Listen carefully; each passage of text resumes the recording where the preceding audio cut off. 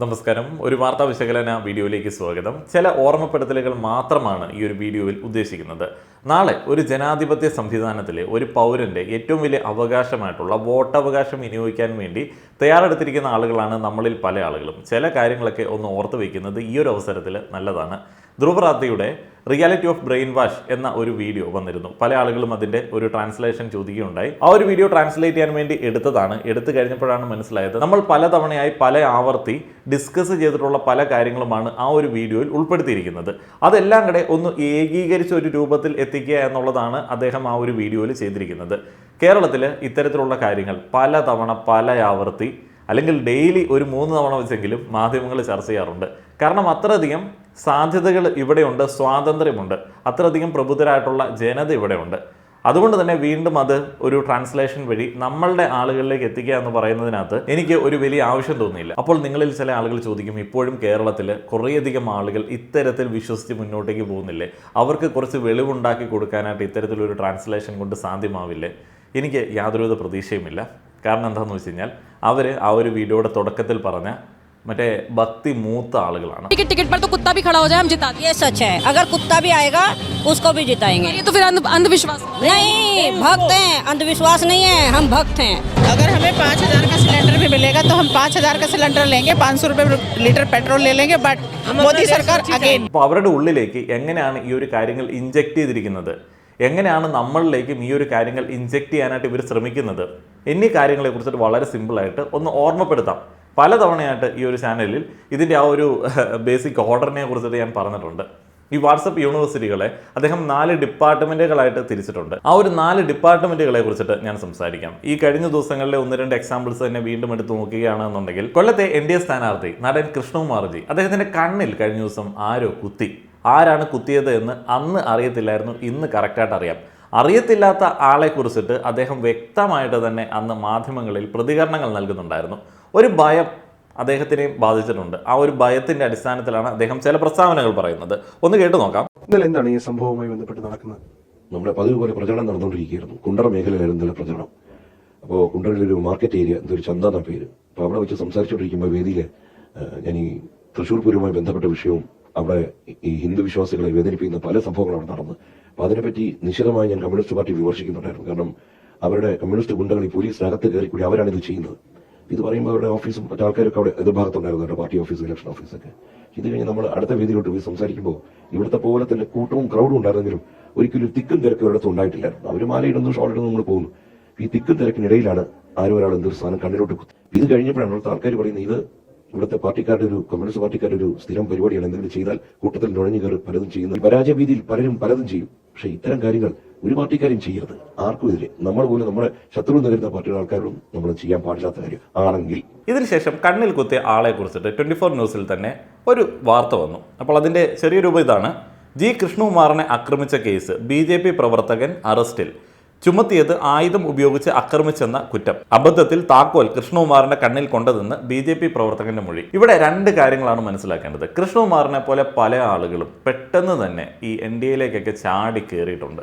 അതേപോലെ മോഡി ഭക്തരായിട്ട് മാറിയിട്ടുണ്ട്. അപ്പോൾ അവരെന്തുകൊണ്ടായിരിക്കും അങ്ങനെ മോഡി ഭക്തരായിട്ട് മാറുന്നത്? ഉള്ളിൽ ഭയമുള്ളതുകൊണ്ടാണ് എന്ന് ചില ആളുകൾ പറയുന്നു.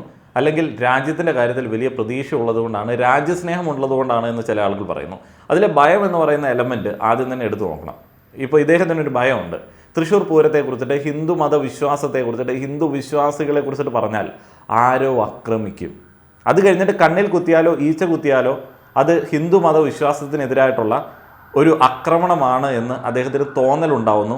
അല്ലെങ്കിൽ അദ്ദേഹം മറ്റുള്ള ആളുകൾക്ക് ആ ഒരു തോന്നൽ ഉണ്ടാക്കി കൊടുക്കുന്നു. വലിയ അപകടം പിടിച്ചൊരു സംഗതിയാണ്. ഇദ്ദേഹത്തിന് ഉണ്ടായി എന്ന് പറയപ്പെടുന്ന ആ ഒരു പേടി. ഇപ്പം നമ്മൾ ചോദിച്ചു കഴിഞ്ഞാൽ അവർ ന്യായീകരണമായിട്ട് എന്തായിരിക്കും പറയുന്നത്? അങ്ങനെ തോന്നി, പേടി തോന്നി. ഞങ്ങൾക്ക് അങ്ങനെ പേടി തോന്നിക്കൂടായില്ലല്ലോ. അദ്ദേഹത്തിന് തോന്നിയ ആ ഒരു പേടി അദ്ദേഹത്തിൻ്റെ ഉള്ളിലേക്ക് ആരാണ് ഇട്ടുകൊടുത്തത് എന്നൊക്കെ ആ ഒരു വാട്സപ്പ് യൂണിവേഴ്സിറ്റികളുടെ ഡിപ്പാർട്ട്മെൻറ്റുകൾ പരിശോധിച്ച് കഴിഞ്ഞാൽ വ്യക്തമായിട്ട് നമുക്ക് മനസ്സിലാവും. ഇനി രണ്ടാമത്തെ ഒരു സാധ്യതയുണ്ട്. ആ ഒരു സാധ്യത ഇവർക്ക് അവിടെ പ്രയോജനപ്പെടുത്താൻ പറ്റിയില്ല. കാരണം ഇത് കേരളമായിരുന്നു. അപ്പോൾ തൃശ്ശൂർ പൂരത്തെക്കുറിച്ചിട്ടും ഹിന്ദു മതവിശ്വാസത്തെക്കുറിച്ചിട്ടും പറഞ്ഞ NDA സ്ഥാനാർത്ഥിയുടെ കണ്ണിൽ കുത്തി എന്ന് പറയുന്ന ഒരു രീതിയിലേക്ക് അവരതിന് പ്രചാരണം നൽകാൻ റെഡിയായിട്ട് നിൽക്കുന്ന സമയത്താണ് ആരാണ് കണ്ണിൽ കുത്തിയത് എന്നുള്ള കാര്യത്തിൽ അന്വേഷണം നടന്നതും ആളെ പിടിച്ചതും. അത് ഹിന്ദു മതവിശ്വാസത്തിനെതിരായിട്ടുള്ള, ഹിന്ദു വിശ്വാസികൾക്കെതിരായിട്ടുള്ള ഒരു കുത്തലായിട്ട് വ്യാഖ്യാനിക്കാൻ റെഡിയായിട്ട് നിൽക്കുന്ന വെമ്പി നിൽക്കുന്ന ഒരു തെരഞ്ഞെടുപ്പ് പ്രചരണ തന്ത്രം ഇതിൻ്റെ കൂടെ തന്നെ ഉണ്ട്. മോദി ഭക്തരായിട്ടുള്ള അടിമകളായിട്ടുള്ള ഏതൊരുത്തനും രാഷ്ട്രീയ നേതൃത്വത്തിലേക്ക് വരുന്ന സമയത്ത് അവനൊക്കെ സമൂഹത്തിൻ്റെ ബാധ്യതയാണ്. കാരണം ഇവനെയൊക്കെ വല്ല ഈച്ച കുത്തിയാലും കൊതുക് കടിച്ചാലും അതെല്ലാം ഹിന്ദു മതവിശ്വാസത്തിനെതിരായിട്ടുള്ള കുത്തലായിട്ടും കടിയായിട്ടും വ്യാഖ്യാനിക്കാനായിട്ട് റെഡിയായിട്ട് നിൽക്കുന്ന ഒരു കൂട്ടം അണികളുണ്ട്. എങ്ങനെയാണ് അത്തരത്തിൽ വ്യാഖ്യാനിക്കാനായിട്ട് അവരെ രൂപപ്പെടുത്തിയെടുത്തത് എന്നുള്ളതാണ് ആ ഒരു 4 ഡിപ്പാർട്ട്മെന്റുകളിൽ പറയുന്നത്. ഇത് ഞാൻ വളരെ ചെറിയൊരു സംഭവം മാത്രം എടുത്തു പറഞ്ഞാണ്. ഇത്തരത്തിൽ 100,000 സംഭവങ്ങൾ കേരളത്തിലും അതേപോലെ തന്നെ ഇന്ത്യ മുഴുവനായിട്ടും എപ്പോഴും നടക്കുന്നുണ്ട്. അത്തരത്തിലുള്ള സംഭവങ്ങളാണ് ധ്രുവ് അദ്ദേഹത്തിന്റെ വീഡിയോയിൽ പറഞ്ഞിരിക്കുന്നത്. ഈ കഴിഞ്ഞ ദിവസം പ്രധാനമന്ത്രി നരേന്ദ്രമോദി ഒരു തിരഞ്ഞെടുപ്പ് പ്രചാരണ പ്രസംഗം നടത്തുകയുണ്ടായി. पहले जब उनकी सरकार थी उन्होंने कहा था कि देश की संपत्ति पर पहला अधिकार मुसलमानों का है. इसका मतलब ये संपत्ति इकट्ठी करके किसको बांटेंगे? जिनके ज्यादा बच्चे हैं उनको बांटेंगे, घुसपैठियों को बांटेंगे. क्या आपकी मेहनत की कमाई का पैसा घुसपैठियों को दिया जाएगा? आपको मंजूर है ये कांग्रेस का मैनिफेस्टो कह रहा है. പ്രധാനമന്ത്രി ഒരു ന്യൂനപക്ഷത്തിനെതിരെ വളരെ മോശമായിട്ട് സംസാരിച്ച ഈ ഒരു കാര്യം പോലും ചർച്ചയാവാതിരിക്കുന്ന, ഇതിനെ പോലും ന്യായീകരിക്കുന്ന ഒരു ചിന്താഗതി ഇവിടെയുള്ള ഒരു മജോറിറ്റിയിലേക്ക് എങ്ങനെയാണ് വന്നത് എന്നുള്ളത് നോക്കാം. सरकार जैसा कहेगी वैसा मान लेंगे, अपने विवेक का इस्तेमाल नहीं करेंगे. तो पढ़ा लिखा होने का मतलब ये बिल्कुल भी नहीं कि हम अपने दिमाग का इस्तेमाल करना. വാട്സപ്പ് യൂണിവേഴ്സിറ്റികൾ ആളുകളെ ബ്രെയിൻ വാഷ് ചെയ്യുന്നതിന്റെ ഘട്ടങ്ങളിൽ ആദ്യത്തേത് റേഷ്യൽ ആൻഡ് റിലീജിയസ് പ്രൈഡ് ഉള്ളിലേക്ക് കുത്തി നിറച്ചാണ്. വളരെ സിമ്പിളായി പറഞ്ഞു കഴിഞ്ഞാൽ ഹിന്ദു രാഷ്ട്രമാണ് ഇന്ത്യ, ഇന്ത്യ എന്നാൽ ഹിന്ദുവാണ്, ഹിന്ദു മതവിശ്വാസികൾ മജോറിറ്റി ഇവിടെ ഉള്ളതുകൊണ്ടാണ് ഈ ഒരു രാജ്യം വലിയ കുഴപ്പമില്ലാതെ മുന്നോട്ടേക്ക് പോകുന്നത്. നമ്മളുടെ ഒരു സഹനവും സഹിഷ്ണുതയുമൊക്കെയാണ് ഈ ഒരു രാജ്യത്തിൻ്റെ മതസൗഹാർദ്ദം നിലനിർത്തുന്നത്. നമ്മൾ സാധാരണ വിശ്വാസികൾ മാത്രമല്ല, ഹിന്ദു എന്ന് പറഞ്ഞാൽ, ഹിന്ദു മതം അല്ലെങ്കിൽ ആ ഒരു ലൈഫ് സ്റ്റൈൽ എന്ന് പറഞ്ഞു കഴിഞ്ഞാൽ എല്ലാത്തിൻ്റെയും തുടക്കമാണ്.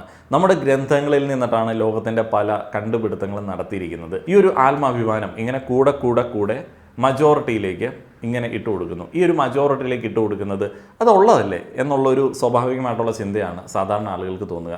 ഈ മജോറിറ്റിയെ തൃപ്തിപ്പെടുത്തുക എന്ന് പറയുന്നത്, മജോറിറ്റിയെ ബ്രെയിൻ വാഷ് ചെയ്യുക എന്ന് പറയുന്നത് ഏകാധിപതികളുടെ, സ്വേച്ഛാധിപതികളുടെ ആദ്യ തന്ത്രം തന്നെയായിരുന്നു. ജർമ്മനിയിൽ ഹിറ്റ്ലർ ഇതേ രീതി തന്നെയാണ് പിന്തുടരുന്നത്. അദ്ദേഹം അവിടെയുള്ള ആര്യൻസിൻ്റെ ഉള്ളിലേക്ക് ഈ ഒരു ആത്മാഭിമാനം ഇട്ട് കൊടുക്കുന്നു, വളരെ ടോക്സിക് ആയിട്ടുള്ള രീതിയിൽ ഇട്ട് കൊടുക്കുന്നു. അതിനുശേഷം നിങ്ങളെ സംരക്ഷിക്കേണ്ടത് മറ്റുള്ള ആളുകളെ തകർത്തുകൊണ്ടായിരിക്കണമെന്നുള്ളത് പതുക്കെ ഇഞ്ചെക്ട് ചെയ്ത് കൊടുക്കുന്നു.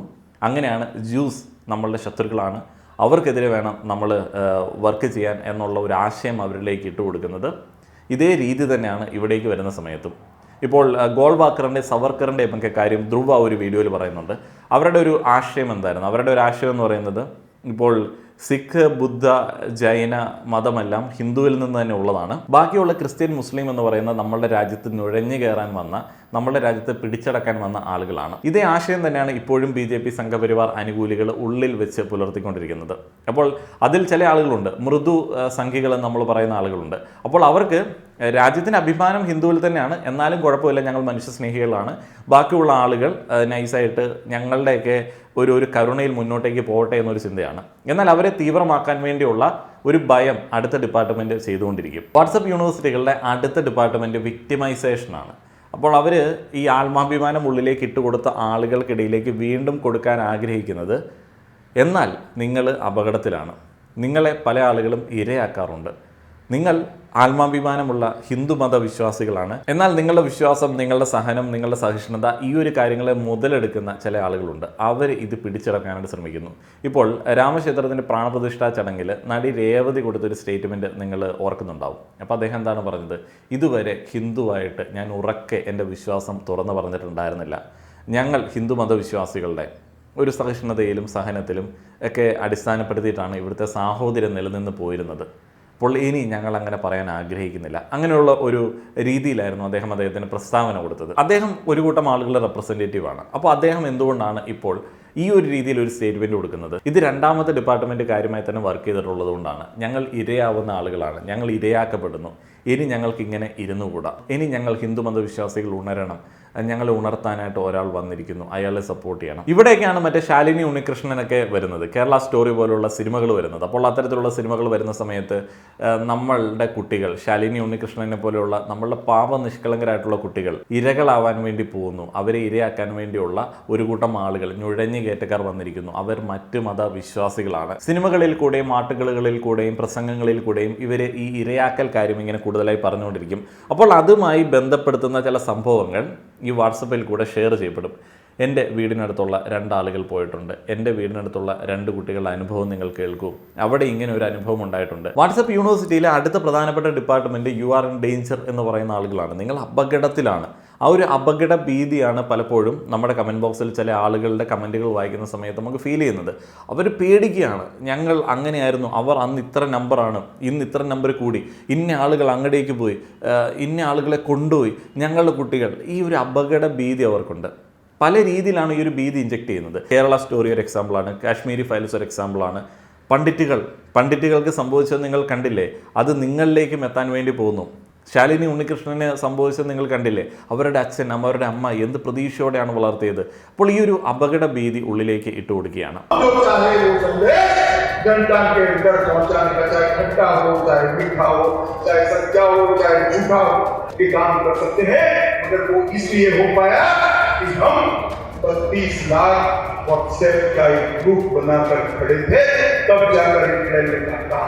അമിത്ഷാ പറഞ്ഞതുപോലെ 30 ലക്ഷത്തിലധികമുള്ള വാട്സപ്പ് ഗ്രൂപ്പ് വഴി ഈ ഒരു അപകട ഭീതി ഇങ്ങനെ പരത്തുന്ന സമയത്ത് ഒരു വലിയ കൂട്ടം ആളുകൾ പാനിക്ഡ് ആവാനായിട്ടുള്ള സാധ്യതയുണ്ട്. അത് ഉപയോഗപ്പെടുത്താനായിട്ട് പറ്റും. ഇനി 4ാമതായിട്ട് ഈ ഒരു ഡിപ്പാർട്ട്മെൻറ്റ് വരുന്നത് എന്തിനു വേണ്ടിയാണ്? അവർ ഈ ഒരു അപകട ഭീതിയുള്ള, ഈ ഒരു ആത്മാഭിമാനമുള്ള, ദുരഭിമാനമുള്ള ഒരു കൂട്ടമായിട്ട് ഇങ്ങനെ തീവ്രമായിട്ടിരിക്കുന്ന ആളുകൾക്ക് മോഡി എന്ന് പറയുന്ന ആ ഒരു ഏകാധിപതിയെ ഇങ്ങനെ കൊണ്ടേ കാട്ടിക്കൊടുക്കുകയാണ്. ഇദ്ദേഹത്തിലാണ് നിങ്ങൾക്ക് രക്ഷ. ചിലപ്പോൾ ഇദ്ദേഹം ഒരു അവതാരം പോലും ആവാൻ സാധ്യതയുണ്ട്. പലപ്പോഴും അതൊരു അവതാരം എന്നുള്ള രീതിയിലേക്കുള്ള പ്രചാരണമാണ് നോർത്തിലേക്കൊക്കെ കൊടുത്തുകൊണ്ടിരിക്കുന്നത്. അതുകൊണ്ട് തന്നെയാണ് അദ്ദേഹത്തിന് വേണ്ടി പൂജ ചെയ്യുന്ന സമയത്ത് വേരലറ്റുപോയ ഒരു ചെറുപ്പക്കാരനൊക്കെ ഉണ്ടാവുന്നത്. ചെറുപ്പക്കാരൻ എന്നെടുത്ത് പറയേണ്ടി വരും. യുവാക്കളടക്കം ഈ ഭക്തന്മാരായി, മോഡി ഭക്തന്മാരായിട്ട് മാറുന്ന കാഴ്ചകളാണ് കാണാൻ സാധിക്കുന്നത്. ഇതൊരു വലിയ പ്രൊജക്റ്റാണ്. ലക്ഷക്കണക്കിന് വാട്സപ്പ് ഗ്രൂപ്പുകൾ വഴി സ്പ്രെഡ് ചെയ്ത് ബ്രെയിൻ വാഷ് ചെയ്യുന്ന വലിയൊരു ദുരന്തമാണ് നമ്മൾ കണ്ടുകൊണ്ടിരിക്കുന്നത്. ഇന്ത്യ ശരിക്കും റാങ്കിങ്ങിൻ്റെ അടിസ്ഥാനത്തിൽ പറയുകയാണെന്നുണ്ടെങ്കിൽ ഈ ഫേക്ക് ന്യൂസുകൾ കൊണ്ട് വലിയ ദുരന്തങ്ങൾ ഉണ്ടാവാൻ സാധ്യതയുള്ള രാജ്യങ്ങളുടെ പട്ടികയിൽ മുകളിലാണ്. അത്രയധികം പ്രശ്നകരമായിട്ടുള്ളൊരവസ്ഥയാണ് ഇന്ത്യയിലുള്ളത്. കാരണം ഇവിടുത്തെ മാധ്യമങ്ങൾ പലതും ഫേക്ക് ന്യൂസുകൾ സ്പ്രെഡ് ചെയ്യുന്ന, അജണ്ടകൾക്ക് വേണ്ടി വർക്ക് ചെയ്യുന്ന കൂട്ടങ്ങളാണ്. കഴിഞ്ഞിടയ്ക്ക് ഒരു വീഡിയോ ദൃശ്യം വൈറലായിട്ടുണ്ടായിരുന്നു. ഇന്ത്യയുടെ സ്വാതന്ത്ര്യം 99 വർഷത്തേക്ക് ലീസിനെടുത്തതാണ് എന്ന് ഒരു യുവമോർച്ച പ്രവർത്തക പറയുന്നു. ഒരു വേദിയിലിരുന്നാണ് പറയുന്നത്. വളരെ കോൺഫിഡൻ്റ് ആയിട്ട് അദ്ദേഹം ആ ഒരു ഇൻഫർമേഷൻ പറയുന്നത് എന്തിനെ അടിസ്ഥാനപ്പെടുത്തിയിട്ടാണ്? WhatsApp university അടിസ്ഥാനപ്പെടുത്തിയിട്ടാണ്. मैं बता रही हूँ कि ये भी 99 साल की लीज पर ले पाए थे आप. अगर आप में इतनी कुब्बत थी तो पूरी आजादी लेते ना. उस टाइम क्यों आपने लीज पर ले ली? 99 साल की लीज पे? हाँ, ये जो आजादी हुई है ये 99 साल की लीज पर है. ഭാരത് കംപ്ലീറ്റ്ലി ആസാദ് नहीं. അവരിലേക്ക് ഇഞ്ചെക്ട് ചെയ്തിരിക്കുന്ന എന്താണ്? നമുക്ക് ശരിക്കും ഫ്രീഡം വേണം. നമ്മളുടെ ഫ്രീഡം ഇപ്പോൾ ഒറിജിനൽ അല്ല. ആ ഒറിജിനൽ അല്ലാത്ത ഫ്രീഡം മാറ്റി നമുക്ക് ഒറിജിനൽ ഫ്രീഡം നേടിത്തരാനായിട്ട് മോഡിജി കൂടിയേ തീരത്തുള്ളൂ. അപ്പോൾ ഇത്തരത്തിലുള്ള ബ്രെയിൻ വാഷിങ്ങിനെ കുറിച്ചിട്ടൊക്കെയാണ് ഒരു 20 മിനിറ്റ് വീഡിയോയിൽ അദ്ദേഹം പറഞ്ഞിരിക്കുന്നത്. നമ്മൾ പലപ്പോഴായിട്ട് ചർച്ച ചെയ്തിട്ടുള്ള, നമ്മൾ മനസ്സിലാക്കിയിട്ടുള്ള കാര്യങ്ങളായതുകൊണ്ടാണ് വളരെ സിമ്പിളായിട്ട് ഞാനത് വീണ്ടും ഒന്ന് ഓർമ്മിപ്പിച്ചത്. ഇവിടെയൊക്കെ നമ്മൾ മനസ്സിലാക്കേണ്ടത്, നമ്മളൊരു ജനാധിപത്യ സംവിധാനത്തിൽ വിശ്വസിച്ച് ജീവിക്കുന്ന പൗരന്മാരാണ്. അതുകൊണ്ട് തന്നെ ഇവിടെയൊക്കെ നിങ്ങളുടെ കൂട്ടത്തിൻ്റെ എന്ന് പറയുന്ന തരത്തിലുള്ള അപ്രോച്ചുകൾ പരമാവധി അവോയ്ഡ് ചെയ്യാനായിട്ട് ശ്രമിക്കുക. കാരണം ആ ഒരു കൂട്ടം എന്നുള്ള രീതിയിൽ നിങ്ങളെ ഇങ്ങനെ ഡിവൈഡ് ചെയ്യുന്നതിന് പിന്നിൽ വേറെ പല രാഷ്ട്രീയങ്ങളും ഉണ്ടാവാൻ സാധ്യതയുണ്ട്. അതിപ്പോൾ ഹിന്ദു മതവിശ്വാസികൾക്ക് മാത്രം നോക്കിയാൽ മതി എന്നുള്ളതൊന്നുമല്ല. എല്ലാ മതവിശ്വാസികൾക്കിടയിലേക്കും ഇത്തരത്തിൽ വിഘടിപ്പിക്കാൻ വേണ്ടിയുള്ള ഒരു രാഷ്ട്രീയം ഇഞ്ചെക്ട് ചെയ്യാനായിട്ട് പല ആളുകൾ ശ്രമിക്കാറുണ്ട്. അപ്പോൾ അതുകൊണ്ട് തന്നെ നമ്മളൊരു രാജ്യം എന്നുള്ള രീതിയിൽ, അവിടുത്തെ ജനത എന്നുള്ള രീതിയിൽ നമ്മളുടെയൊക്കെ മതവിശ്വാസം എന്ന് പറയുന്നത് നമ്മളുടെയൊക്കെ പേഴ്സണലായിട്ട് നമ്മളുടെയൊക്കെ ഫാമിലിയിൽ മാത്രം നിൽക്കുന്ന രീതിയിലേക്കാണ് എന്നുണ്ടെങ്കിൽ നിങ്ങൾക്ക് ചെയ്യാൻ പറ്റുന്ന ഏറ്റവും വലിയ ഒരു രാഷ്ട്ര സേവനം അതായിരിക്കും. നിങ്ങളുടെ വിശ്വാസം നിങ്ങളിൽ തന്നെ ഒതുങ്ങി നിൽക്കട്ടെ. നിങ്ങൾ പലപ്പോഴും നിങ്ങളുടെ മതത്തിൻ്റെ കൂട്ടത്തിൻ്റെ മാത്രം പടയാളികളായിട്ട് മാറാൻ ശ്രമിക്കുന്ന സമയത്ത് സംഭവിക്കുന്നത് മജോറിറ്റി പൊളിറ്റിക്സ് ഉണ്ടല്ലോ, അത് ഇങ്ങനെ ശക്തി പ്രാപിക്കുക എന്നുള്ളത് മാത്രമാണ്. അപ്പോൾ അത് ശക്തി പ്രാപിച്ചു കഴിഞ്ഞാൽ നമ്മൾ ഇതുവരെ അനുഭവിച്ച ആ ഒരു സൗഹാർദ്ദം അല്ലെങ്കിൽ മതനിരപേക്ഷത എന്നീ കാര്യങ്ങളൊന്നും അനുഭവിക്കാൻ പറ്റിയെന്ന് വരില്ല. നിങ്ങളുടെ അഭിപ്രായങ്ങൾ പറയുക. നന്ദി.